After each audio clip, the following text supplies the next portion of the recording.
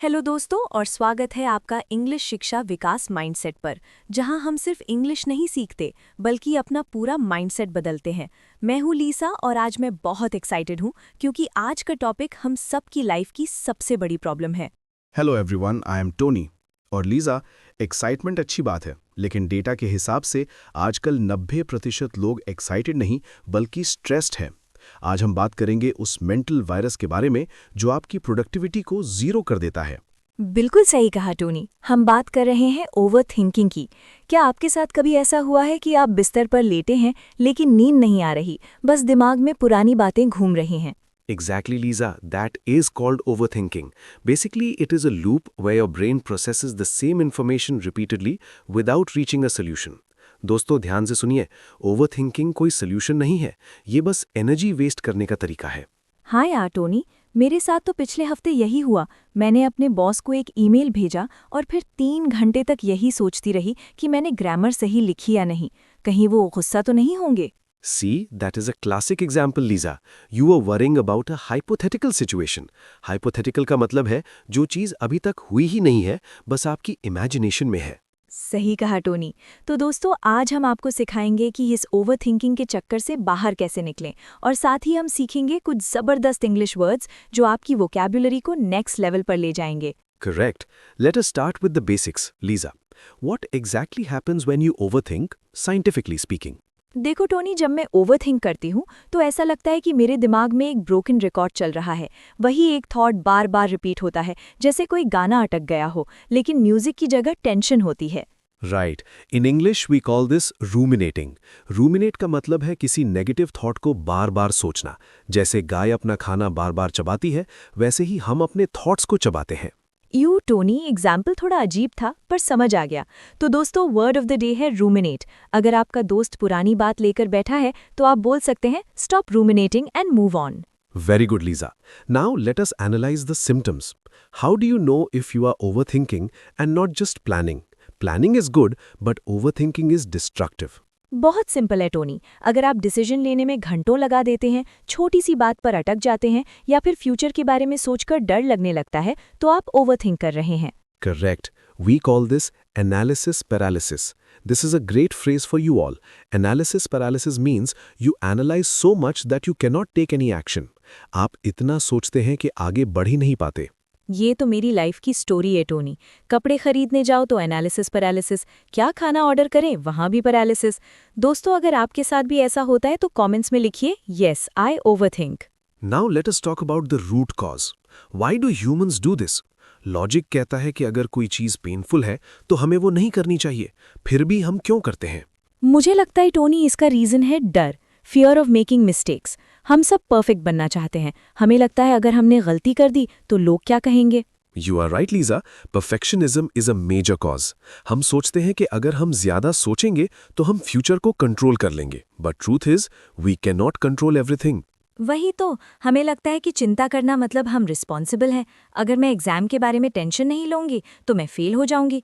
पर असलियत में टेंशन लेने से मार्क्स नहीं बढ़ते, पढ़ाई करने से बढ़ते हैं। Exactly. Worrying does not empty tomorrow of its sorrow, it empties today of its strength. Lisa, tell me, what triggers your overthinking the most? Social situations Tony, जैसे पार्टी के बाद मैं सोचती हूँ कि क्या मैंने कुछ गलत तो नहीं बोल दिया, क्या वो लोग मेरे बारे में बात कर रहे होंगे। That is interesting. You are assuming you can read minds. In psychology, we call this mind reading trap. आपको लगता है कि आपको पता है दूसरे क्या सोच रहे हैं, पर रियलिटी में शायद वो अपने ही प्रॉब्लम्स में बिजी होंगे। हाँ, शायद वो सोच रहे होंगे कि उन्होंने गैस बंद किया नहीं और मैं यहाँ फोकट में टेंशन ले रही हूँ। दोस्तों याद रखिए, लोग आपके बारे में उतना नहीं सोचते जितना आपको लगता है। Now let us give our viewers practical solutions.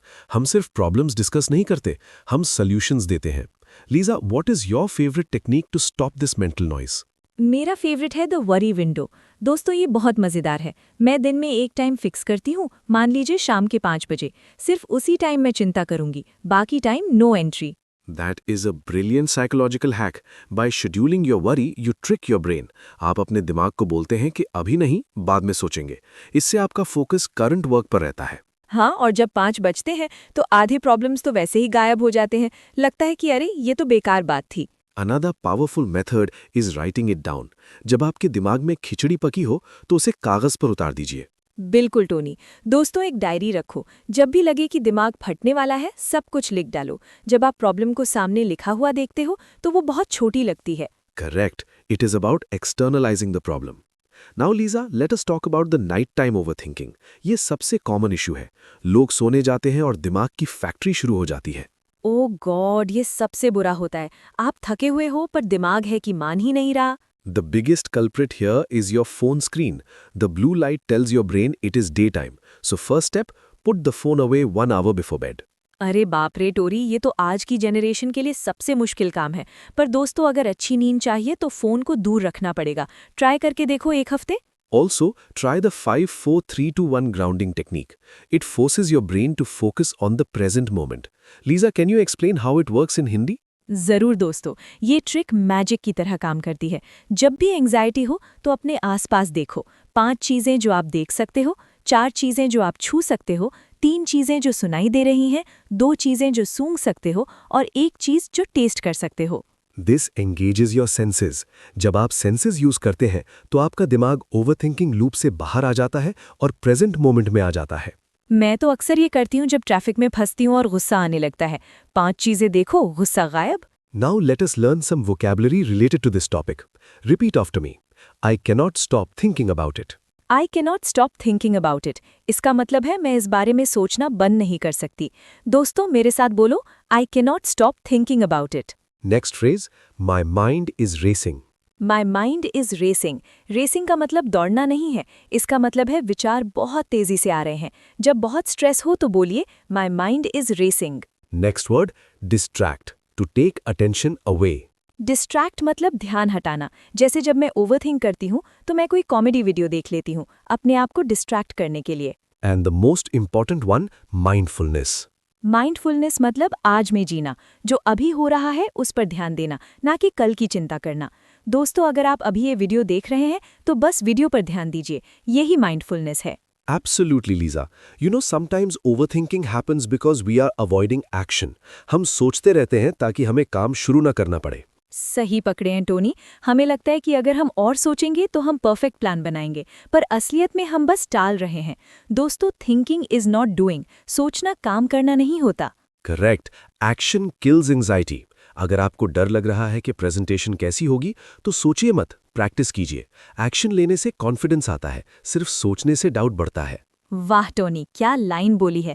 Action kills anxiety. दोस्तों, इसे लिख लो, अपने रूम में चिपका लो। जब भी डर लगे एक छोटा सा step low. Also, Lisa, we must mention that professional help is available. अगर ओवरथिंकिंग आपकी डेली लाइफ खराब कर रही है तो थेरेपिस्ट से बात करना वीकनेस नहीं है, इट शोज इंटेलिजेंस। बिल्कुल सही दोस्तों। जैसे पेट दर्द के लिए डॉक्टर के पास जाते हो, वैसे ही दिमाग की शांति के लिए एक्सपर्ट से मिलना कोई बुरी बात नहीं है। इंग्लिश शिक्षा विकास माइंडसेट पर हम चाहते हैं आप मेंटली स्ट्रांग बने। Now I want to share a quick fact about memory. Our brains are designed to remember negative events more than positive ones. It is a survival mechanism.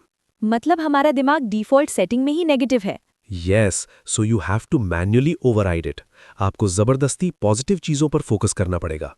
समझे दोस्तों, खुश रहने के लिए मेहनत करनी पड़ती है। अपने दिमाग को ट्रेन करना पड़ता है कि वो अच्छा ही देखे। Let us recap the strategies quickly. Number 1, awareness. पहचानो कि आप ओवरथिंक कर रहे हो। Number 2, worry window. चिंता का टाइम फिक्स करो। Number 3, write it down. लिखकर दिमाग खाली करो। और नंबर 4, एक्शन लो, सिर्फ सोचो मत। और नंबर 5, ग्राउंडिंग टेक्निक यूज करो, अपने सेंसेस को जगाओ। परफेक्ट समरी लीजा। और हाँ, खुद पर रहम कीजिए। Be kind to yourself. Nobody is perfect. सब ओवरथिंक करते हैं, मैं भी करता हूं कभी-कभी। टोनी, तुम भी? मुझे लगा तुम रोबोट हो। I am a very logical human Lisa, but still human. तो दोस्तों, अगर टोनी ओवरथिंक कर सकता है तो हम क्या चीज़ हैं? खुद को माफ करो और आगे बढ़ो। We hope this session helps you find some inner peace. याद रखिए, इंग्लिश सीखना सिर्फ वर्ड्स रटना नहीं है।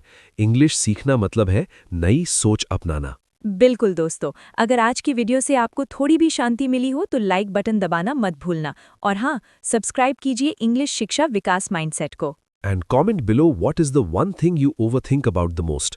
Work, relationships or money. Writing it down is the first step to letting it go. हम आपकी कमेंट्स का इंतजार करेंगे और हर कमेंट पढ़ेंगे। शेयर करो इस वीडियो को अपने उस दोस्त के साथ जो हमेशा टेंशन में रहता है। Sharing is caring. See you in the next video with a new topic and a new mindset. Bye दोस्तों, keep smiling and stop overthinking. Goodbye and stay logical.